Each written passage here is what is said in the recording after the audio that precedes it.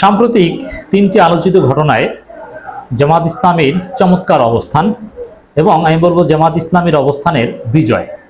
জামাত আগে যা বলে আসছিল এখন সবাই সেই কথা বলছে এবং জামাত ইসলামীর বক্তব্যের বা আমিরে জামাতের বক্তব্যের ভুলভাল ব্যাখ্যা দিয়ে এখন সবাই আমিরে জামাতের প্রশংসা করছেন এবং জামাত যে কতটা উদার, জামাত তার অবস্থানের মধ্য দিয়ে এটা জানিয়ে দিয়েছে। তিনটি ঘটনা কি?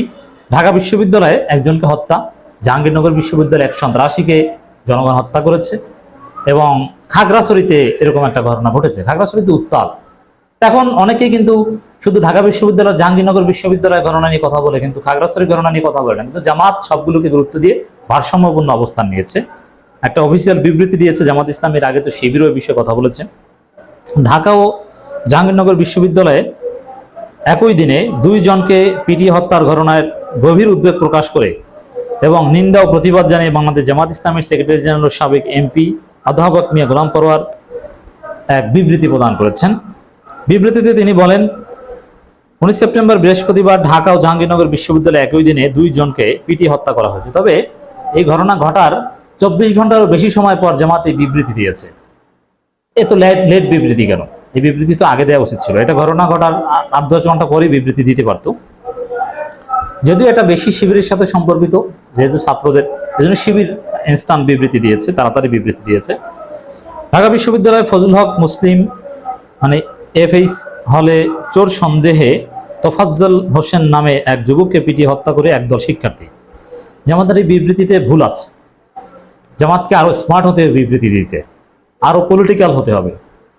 এই যে পিটিয়ে হত্যা করেছে একদল শিক্ষার্থী, এখানে এই জিনিসটা অ্যাড করা উচিত ছিল। আমি মনে করি যে এক ছাত্রলীগ নেতার নেতৃত্বে তোফাজ্জলকে পিটিয়ে হত্যা করেছে। ছাত্রলীগের পদধারী নেতার নেতৃত্বে তোফাজ্জলকে পিটিয়ে হত্যা। ছাত্রলীগ ষড়যন্ত্র করছে, দেশে অস্থিতিশীলতা তৈরির জন্য মব জাস্টিসে নেতৃত্ব দিচ্ছে এবং ডক্টর ইউনূস সরকার অকার্যকর করার জন্য। এখানে একদল শিক্ষার্থী না বলে ছাত্রলীগ নেতার নেতৃত্বে একদল শিক্ষার্থী। আর জাহাঙ্গীরনগর বিশ্ববিদ্যালয়ের সাবেক ছাত্রনেতা শামীম মোল্লাকে কয়েক দফা মারধর করে ছাত্র হত্যা করা হয়। এটাও সুন্দর কথা হলো না? সাবেক ছাত্র নেতা, কিসের ছাত্র নেতা? সাবেক ছাত্রলীগ নেতা ও সন্ত্রাসী। এখন সন্ত্রাসী শব্দটা না বললে অ্যাটলিস্ট সাবেক ছাত্রলীগ নেতা এটা তো বলা উচিত ছিল। ছাত্রলীগের সাংগঠনিক সম্পাদক জাহাঙ্গীরনগর বিশ্ববিদ্যালয়, তো সেখানে সাবেক ছাত্র নেতা, এভাবে তাকে আলাদাভাবে গ্লোরিফাই করার তো কিছু নেই। হ্যাঁ, আমি যে কথা বলি আমার ব্যক্তিগত, আমি ছাত্রলীগ নেতা হত্যায় মোটেও মর্মাহত নয়। আমি মব জাস্টিসের বিরুদ্ধে, আইন নিজের হাতে তুলে নেওয়ার বিরুদ্ধে, কিন্তু ছাত্রলীগ নেতা হত্যা করেছে এটা আমার মোটেও দুঃখ পায় না। বিশেষ করে এই যে শামীম মোল্লাদের মৃত্যুতে আমরা মোটেও অনুতপ্ত নই, অথবা এতে আমার মন কাঁদে না।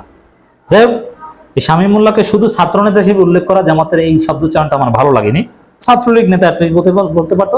বিভিন্ন মিডিয়া, ঢাকা পোস্ট, জাগো নিউজ, অনেকে দেখলাম যে সন্ত্রাসী শামীম মোল্লা এভাবে লিখেছে। কয়েক দফা মারধর করে হত্যা করা হয়। অপরদিকে গত বুধবার খাগড়াছড়িতে চুরির ও সাবেক নেতা আব্দুল্লাহ মাসুদকে পিটিয়ে হত্যা অপরাধে মানুষের নামে এক যুবককে পিটিয়ে হত্যা করেছে। গত 7 সেপ্টেম্বর রাজশাহী বিশ্ববিদ্যালয় ছাত্রলীগের সাবেক নেতা আব্দুল্লাহ মাসুদকে পিটিয়ে হত্যা করা হয়। এসব হত্যাকাণ্ডের ঘটনায় দেশ জুড়ে তীব্র অসন্তোষ ও ক্ষোভের সৃষ্টি হয়েছে। পিটিয়ে মানুষ মারার ঘটনা অত্যন্ত হৃদয় বিদারক, নির্মম, অনাকাঙ্ক্ষিত, দুঃখজনক। অবশ্যই এটা খুবই দুঃখজনক।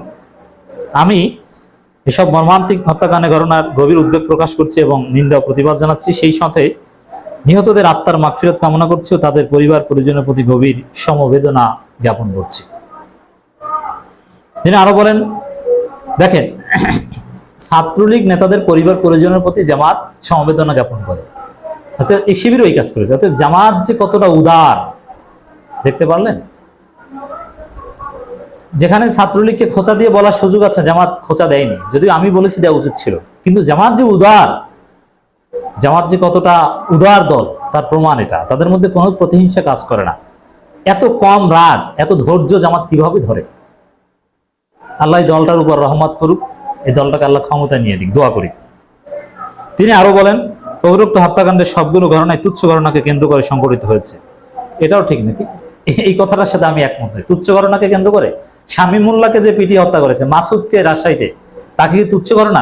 ভয়ানক অপরাধ। ওরা সন্ত্রাসী ছিল, শিক্ষার্থী হত্যা করেছে, ছাত্রলীগ করেছে, এটা তো বড় অপরাধ। গণহত্যায় অংশগ্রহণকারী একটা দল নির্যাতনকারী নিপীড়নকারী একটা সন্ত্রাসী সংগঠনের নেতা, অতএব এটা তুচ্ছ ঘটনা নয়। তবে হ্যাঁ, তুচ্ছ ঘটনা ঢাকা বিশ্ববিদ্যালয়ে যেটা ঘটেছে তফাজ্জলকে হত্যা, চুরির অভিযোগ, এটা তুচ্ছ ঘটনা, এবং খাগড়াছড়িতে যেটা ঘটেছে ওইটা তুচ্ছ ঘটনা। আইন নিজের হাতে তুলে নেওয়ার প্রবণতা লক্ষ্য করা যাচ্ছে। এই জাতীয় ঘটনায় দেশের শান্তি শৃঙ্খলা ও স্থিতিশীলতার জন্য মারাত্মক হুমকি ও অশনি সংকেত। দেখেন, এই যে আইন নিজের হাতে তুলে নেওয়া যাবে না, আমরা প্রতিশোধ নেব না, আমরা ক্ষমা করলাম, এই যে জামাতের যে বক্তব্য, সে অবস্থানের বিজয় হচ্ছে এখন। এই অবস্থানের কথা এখন সবাই বলছে যে না না না ভাই, এতদিন আমিরে জামাতকে যারা গালি দিয়েছে, এখন তারা বলে যে না, আসলে তার বক্তব্য ঠিক ছিল।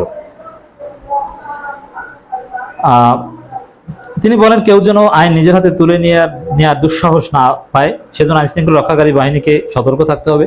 দেশের শান্তি শৃঙ্খলা বিঘ্নিত হয়, এ জাতীয় ঘটনা কঠোর হস্তে দমন করতে হবে, প্রতিটি হত্যাকাণ্ডে সুষ্ঠু বিচার করতে হবে, দেশে সুশাসন প্রতিষ্ঠা করতে হবে। আমি বলবো যে ছাত্রলীগকে নিষিদ্ধ করতে হবে, নাহলে ছাত্রলীগ এই তফাজ্জলকে হত্যা করেছে, আবার ছাত্রলীগ এরকম নিষিদ্ধ না হলে ওপেনলি বিভিন্ন জায়গায় ঘোরাফেরা করে, জনরোষের শিকার হয়। ছাত্রলীগকে নিষিদ্ধ করতে হবে, তাহলে জনগণ আর ছাত্রলীগকে খুঁজবে না, যে ওরা তো নিষিদ্ধ। এসব হত্যাকাণ্ডের ঘটনার সাথে জড়িত অপরাধীদের দ্রুত গ্রেপ্তার করে নিজে বিচারের আওতায় এনে কঠোর শাস্তি বিধানের জন্য আমি সংশ্লিষ্ট কর্তৃপক্ষের প্রতি আহ্বান জানাচ্ছি।